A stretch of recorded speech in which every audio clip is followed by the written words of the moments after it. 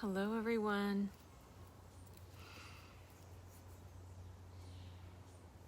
Happy full moon.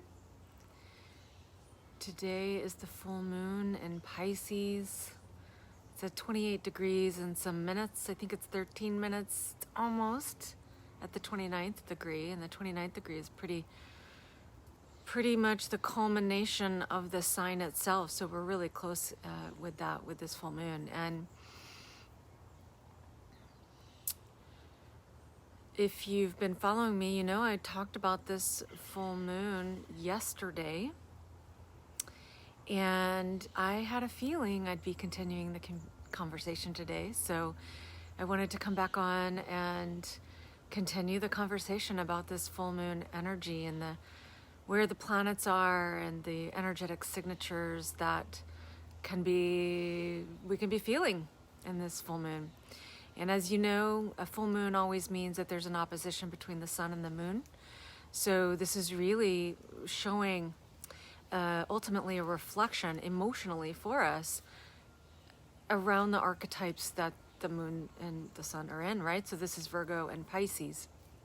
And so we can be feeling an opposition. We can be feeling a tension. Oppositions really it's like having one being or planet here, one here, and they have to figure out how to merge with each other, right? So it's kind of the outer world and the inner world, and how are they fusing together, you know, and how are they not? And we can be really feeling that. So if you saw my sharing yesterday, I talked about some of the Piscean themes going on, really with Neptune moving through Pisces. I really feel like this is the dissolving of the distortions of the Piscean age, dissolving of the distortions we may have been carrying individually and collectively from the human experience of the Piscean age, which really is very connected to what we see as the divine, right? And our service in the world, being Virgo, how we connect to the divine on an individual level, which is Virgo. It's the Virgo part of our consciousness. And even if you don't have planets in Virgo, you still have Virgo somewhere in your chart, somewhere in your consciousness. So you still have this part of your consciousness that is really always evolving with the divine and in service to one's path with the divine, or however you name it. It could be God, Source, God, Goddess, the ultimate creator, life itself, however you connect to that or name that energy. So with all of the archetypes, there's always going to be a productive side to them, something that regenerates the energy. It actually expands consciousness.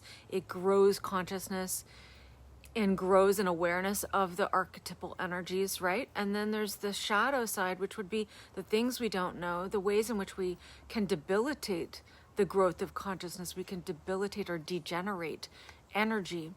And so every archetype has what we call light and as well as shadow or dark, right? And I just define dark as things that we do or how we interact with the energies that actually debilitates the energy rather than grows it. So in yesterday's sharing, I talked about that a little bit, and really how the Piscean age has brought some distortions around, us as a collective being disempowered by the idea that we need a mediator to the divine, and it's created this distortion of thinking we're separate from it. But actually that is not true. We are it expressed, and the more that we can really, I believe, the more we can align with that understanding, the more empowered we are to create the divine in our personal lives and as a contribution to the collective. So one of the fascinating things about some of the planetary energies, where they are in this full moon today, is that Mercury is, by the way, the ruler of the sun right now, or the guide to the sun. Mercury is the guide to Virgo. and it's also the guide to Gemini. So it actually guides two parts of our consciousness, the Geminian or the Gemini part of our consciousness and the Virgo part. Now, Gemini is a yang sign, so this is the yang part of our consciousness that moves outward, communicates outward. You know, this is very much about communication and expressing our perceptions, right? And writing our perceptions creatively, even, you know, creatively expressing our perceptions. And then the yin side of Mercury is Virgo. And so this is where consciousness comes inward and really comes in to assess, you know, how do we want to refine our service in communication and our perceptions of the divine and our personal expression of it. I don't know if you can see, but there's actually a bee that is, it just flew away, but there's a bee that was like on the screen there. And I always think of bees as Gemini because bees go out and they like, you know, take the nectar from different flowers and, you know, they all different kinds of flowers, right? And then they bring it back and they create this divine substance, which, you know, is honey. And I think of Gemini like that because Gemini is really about going out and like getting different information from different people, different situations, different opposite ends of the spectrum, even coming together and then like producing this, you know, understanding and connection and how it connects the dots, right? So I love that there's a bee that came to our conversation. So the thing is Mercury right now is actually in a pre-shadow phase. It's about to go retrograde. Pre-shadow just means it's actually been covering the degrees it'll retrograde back over. So it's been stirring up the circumstances that we need, likely in relationships because it's in Libra. So likely in contemplations around how we're relating to ourselves and others.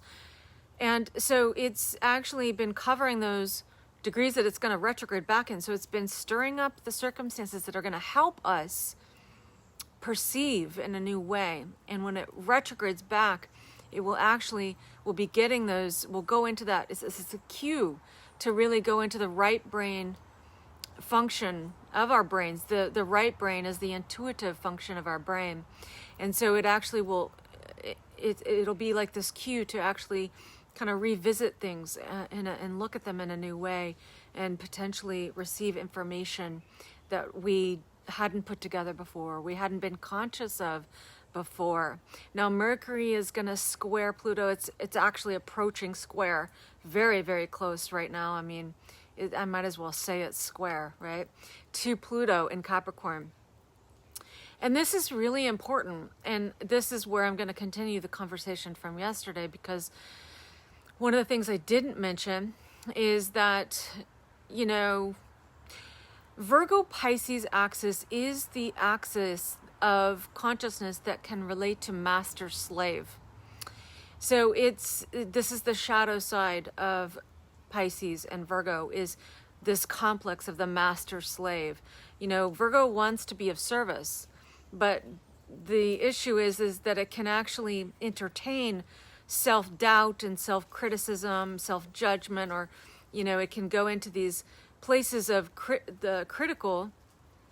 And there's a difference between judgment and discernment. Virgo is very much, I need to discern what's good and is actually going to help nourish what I want to grow, and what is actually debilitating what I want to grow, right? So we need that discernment, but it's the criticalness and the self-doubt, the judgment that can actually feed this master-slave complex in the Pisces-Virgo consciousness. As I talked about yesterday, you know, part of the Piscean age was the birthing of Christianity. And while, you know, Christianity it can be a very, very positive practice in our connecting to the divine, and as a practice to our connection to being in service to the divine. But with all things, there's always going to be a positive, regenerating, expanding quality and a dark or shadowy place in which we use these tools, right? So every tool that we've ever had, there's positive ways in which we can use that tool, and then there's debilitating ways in which we use the tool. So the tool has been exploited into something that is not in service, it's not actually helpful, right?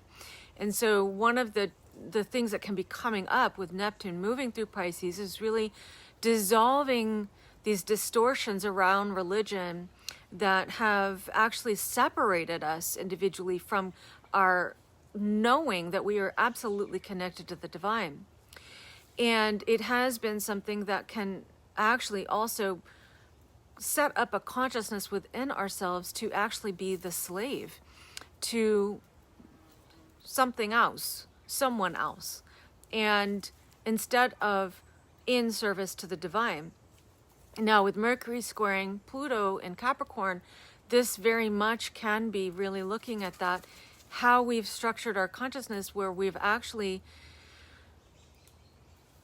become slaves to certain things. And this is a big, broad spectrum. So I don't mean that, you're chained up and you're like working to the bone for someone else, but in some ways it can be metaphorical, right?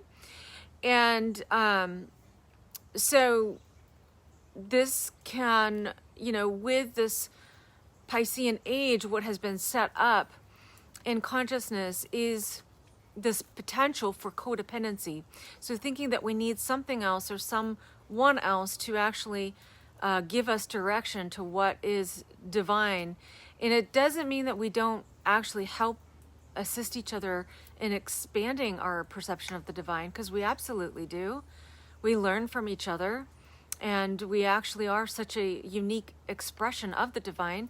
I really believe we help inform each other of the beauty of the divine itself and the different ways in which we can practice our own personal connection to the divine and connecting to the divine and being of service to the divine, right? But we have been living in a time where because of the distortions of the Piscean age, we've been set up into codependent relationships. It's created the structure of codependency. So this is very easy for us to actually become victims to circumstances, situations, and people. Because when we actually are disconnected from the realization that we are the divine expression, we can disconnect from our own empowerment. And Pluto going through Capricorn is really, really actually exposing what is abuses of power in the way in which we structure our consciousness, where we give our power away or where others take power from the individual, right? And so Pluto through Capricorn is there for us to really dismantle structures of consciousness that is not individually empowering and empowering to the collective as well. And so the thing that is required with this, though, is that we take complete responsibility for our lives, that we actually are totally self-reliant and self-responsible. Uranus is in Taurus. This is all about up-leveling our self-reliance, recognizing that everything that we need comes from source. And so aligning with our values and valuing ourselves first is very important, so that we're actually attracting from a vibration of our own empowerment, rather than having, relationships that are imbalances of power. In this full moon chart, Venus is approaching in opposition to Uranus and Taurus. So this can really be, this outer expression of, well, what are you valuing? Are you valuing yourself first and foremost? This is very important, getting real clear about valuing yourself. Now remember, Mercury is going to go retrograde in Libra, which is a Venusian sign. It's a yang form of Venus. So this is really bringing this up in relationships and relating in general. How am I relating to myself? Am I valuing myself? How is another relating to me? Are they valuing themselves? Are they valuing me? Now Mercury, being the guide to Virgo, is also going to likely expose anywhere we're actually making excuses. So the shadow side of Virgo is making up excuses of why we don't value ourselves or value another, or why we're behaving in the way in which we are. And the thing is that this can be a very debilitating energy to our service to the divine, because this is an excuse. We all have power. And so where are we relinquishing that and making an excuse by for doing it?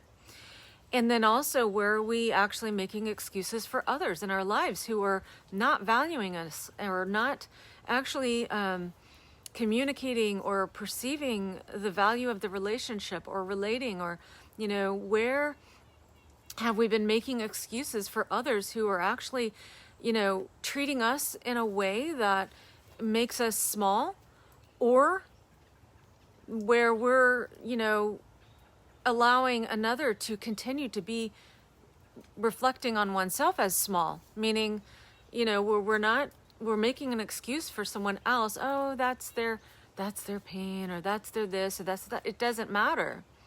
What matters is that in relationship, we're meant to help each other evolve. And so this can be bringing up some stuff that, is actually revealing where it is we're not valuing ourselves, and where it is we're actually, in a way, by making excuses for others, we're disempowering them as well to rise to their next level. Because the excuses can really actually prohibit us and those we relate with from rising to their next level of empowerment and potential. And we're all here to be and master ourselves and master our own potential, which is very much revealed in your natal chart. It shows infinite potentials of how you can utilize the planetary placements where they were when you were born, and what you carry inside you as a seed of a continuous flowering throughout your life. And remember that Virgo is really about tending to the garden, tending to your seed of potential. And it's this is why I love reading people's charts, because I can see the potentials, and it's also, I'll say for myself, it's been a journey of seeing my chart and seeing how I was working with my own chart in the past and seeing how I work with it now, and actually seeing that I was holding myself from my own empowerment by not understanding the energies, for example. So we all have this garden that we're tending to and evolving into as well, that we're growing. And Virgo is so much about, okay, what is prohibiting my growth? What is prohibiting me from actually really fully blossoming and unfolding my own empowerment, which is directly connected to my service to the divine and to my connection and relationship to the divine.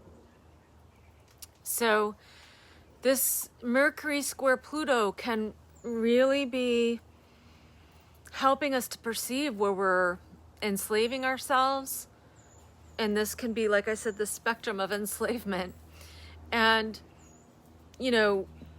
really buying into the enslavement by actually not taking responsibility for our lives and not taking responsibility for our own power and really cultivating our own empowerment.